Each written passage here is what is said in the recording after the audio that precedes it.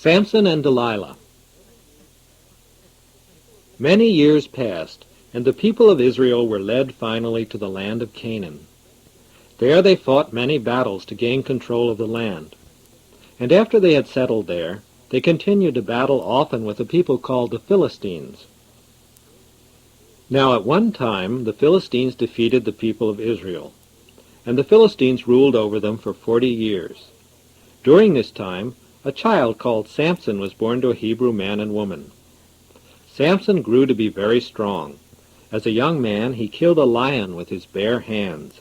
He was even able to lift up the gates of a city and put them upon his shoulders and carry them away. And he was able to kill many Philistines, since no one was stronger than he. So the Philistines feared him, and they wished to learn the secret of his strength. Now it happened that Samson fell in love with a woman called Delilah. And several Philistines went to her and said, "Find out the secret of his strength, and tell us, so that we may tie him up and then kill him. If you do, we will each give you 1,100 pieces of silver." So Delilah said to Samson, "If you truly love me, you must trust me. Tell me the secret of your strength. Is there a way that men can overpower you?" And she asked him again and again. Finally Samson said, "If someone ties me up with new ropes that have never been used before, then I shall become weak." So Delilah took new ropes and tied him up with them while he slept. And then she cried, "Wake up! The Philistines have come to attack you, Samson." And the Philistines were waiting in the next room.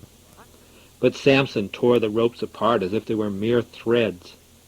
"Why do you tease me like this?" Delilah said. "Why don't you tell me the truth? You don't trust me."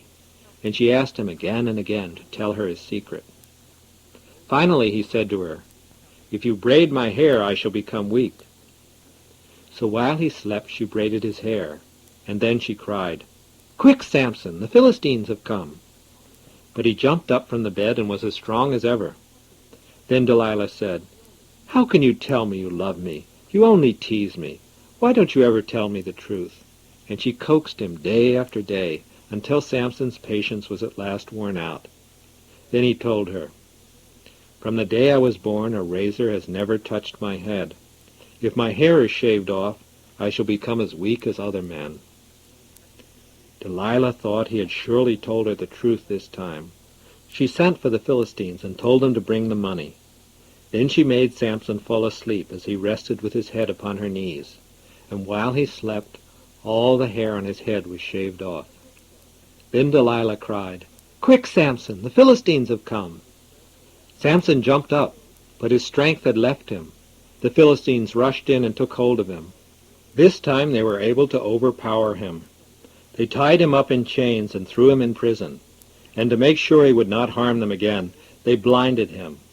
They were safe at last, the Philistines thought. But while he was in prison, Samson's hair began to grow back. The Philistines decided to have a great feast of thanksgiving to their god Dagon. There was much rejoicing because their enemy Samson was now defeated. The people all gathered in a large temple, and they shouted, "Bring out Samson so that we can see him and laugh at him." So the guards brought Samson out of the temple, and they made him stand between two pillars in the middle of the temple, and all the people laughed and jeered. Samson said to his guards, "Let me feel the pillars so that I know where they are and can lean against them." And the guards put his hands on the pillars. The temple was full of men and women. All the rulers of the Philistines were there. And there were also about 3,000 people on the roof of the temple. Samson called to God, "Lord God, remember me and make me strong. Let me have revenge for the loss of my eyes."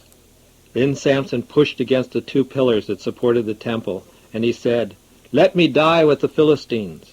He pushed with all his might, and the temple fell down upon all the men and women who were jeering at him, and the number of people that he killed with his death was more than he had killed during his whole life.